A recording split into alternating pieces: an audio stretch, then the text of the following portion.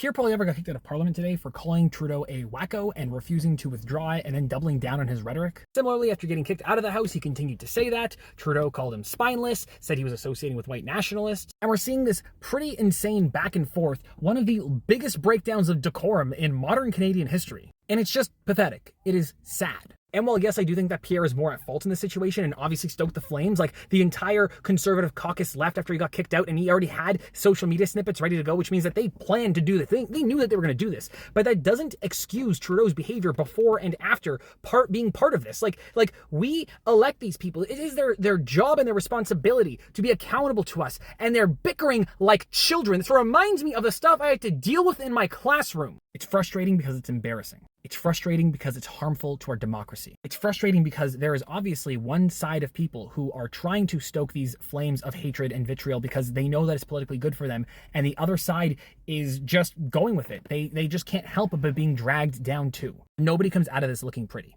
Because the truth is, if Trudeau doesn't fight back, then Pierre is just going on the attack and getting all this media. But if Trudeau does attack, well, he looks like he's just as much of a child as Pierre does. And the people who are already dead set on voting for Pierre don't care if Pierre attacks in this way because they want to see these attacks because they feel hurt by what Trudeau has done. Regardless of whether or not that is real or just perceived, they feel as though this PM has made life worse and harder for them. And so they like seeing these attacks. And I'm not saying that they want to see the attacks in this way, but they do like seeing somebody who stands up to Trudeau. The problem is that the person who is doing that is Pierre Poilievre and not somebody who is more reasonable and level-headed. This entire thing's a mess. We need to be better. We need to do better.